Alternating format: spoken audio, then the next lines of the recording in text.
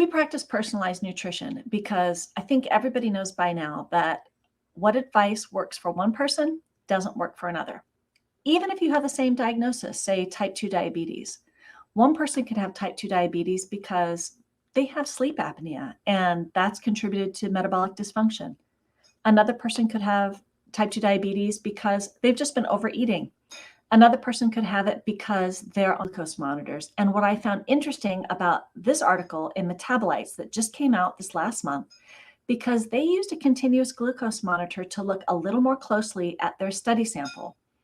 And they looked at something that we find typically in our groups is that habitual snacking can be one of the issues that trips people up in trying to manage their weight or reverse their diabetes. But what was interesting is they found that some people had the snacking habit that they just couldn't stop. It's like it was hardwired in, and it was linked to their obesity. And we see this all the time in our groups, this where snacking perpetuates more snacking, and the snacking actually creates a need to snack more and puts you on this blood sugar roller coaster. Well, what I want to do is tell you a little bit about, in more technical terms, what this study found, and then I'll walk it back and put it into more layperson's terms. So what they did is they were looking at obese or overweight people, and they wondered if habitual snacking was related to obesity. So they had a relatively small group, 43 participants. And initially they didn't see any difference between body mass and snacking. And yes, I know body mass index is not a great way to measure these things, but it's the tool that they had. So what they did then with this group is they stratified it, and they pulled out a group that they noticed had subclinical hypoglycemia. So hypoglycemia, there's a definition for this, but subclinical hypoglycemia is basically when your blood sugar dips below 70 milligrams per deciliter, but doesn't go too low. I think clinical hypoglycemia might be 63 or something like that. But their blood sugar dipped low, but they didn't have noticeable symptoms. They didn't get shaky, they didn't get sweaty, the usual symptoms. But what they got was hunger and a craving for more snacks.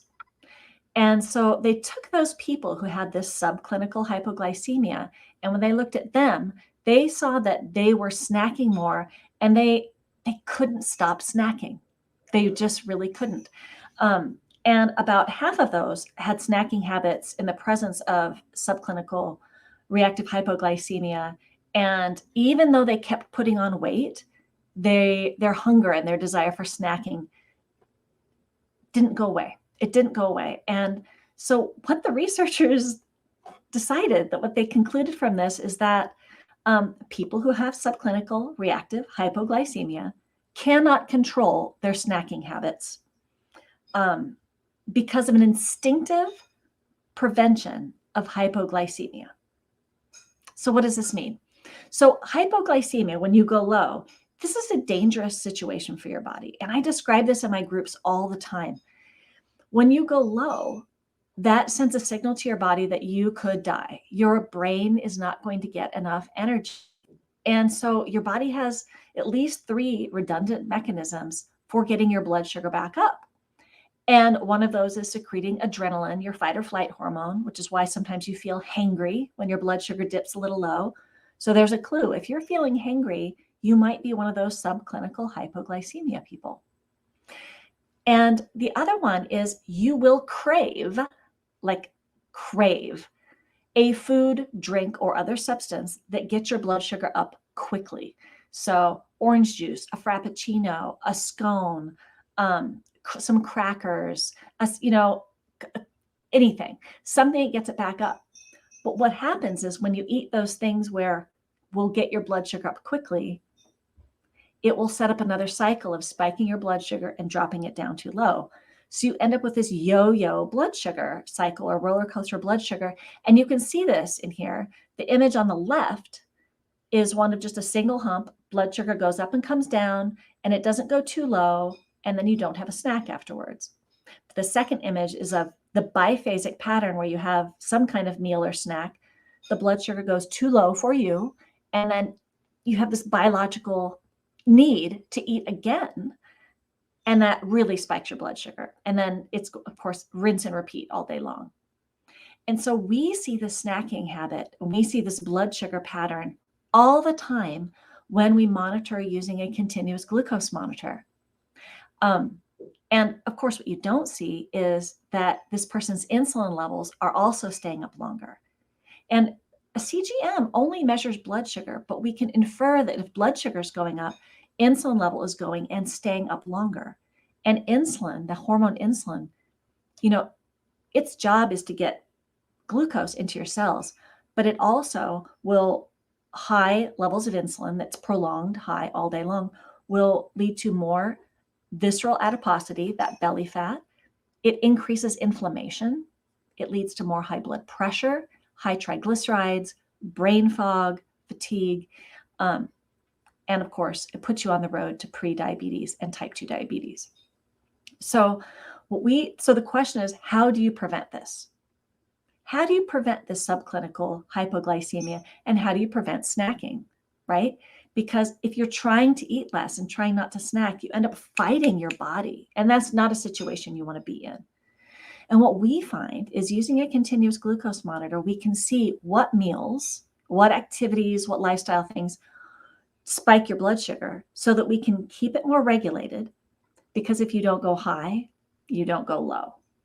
So by regulating your blood sugar, using the hacks and seeing the data of what works well for you, not your neighbor, but works well for you, your blood sugar is stable.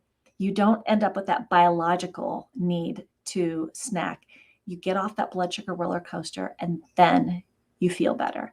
You have lower insulin, you have lower inflammation, triglycerides come down, blood pressure comes down, the belly fat goes down pretty quickly, and you feel better. 3 months later, your hemoglobin A1C levels also look better, et cetera, et cetera. So this is what I mean by personalized nutrition.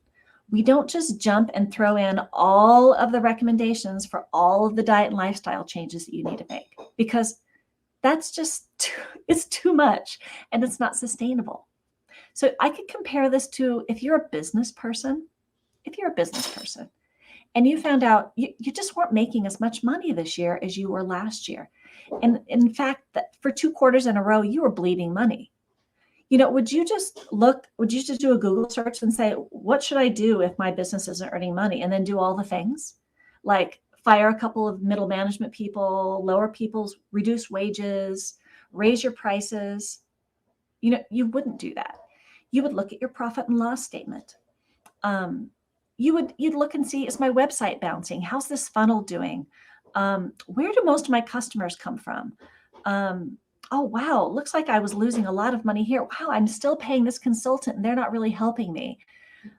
You look for the strategies that have the best return on investment and you implement them first, and then see how it works. First, you collect data and then you act strategically. So when you want personalized nutrition and you want quick results with the least amount of effort, first you collect data and see what's going on, what's the cause, and what is the strategy that's going to be the best return on investment. And then you put your energy there, and that is where you will get the best results with the least amount of effort. So that's what we do with my group programs using a CGM to hack your blood sugar. And we do this in one-on-one programs too. And if you'd like to learn more about that, in the description, you'll see a link for a free ebook to learn more about using a CGM.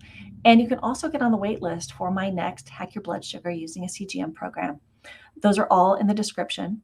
And if you're a provider, you can also find a link to learn how to use this in your practice. And if you like this content, please hit the subscribe button to subscribe.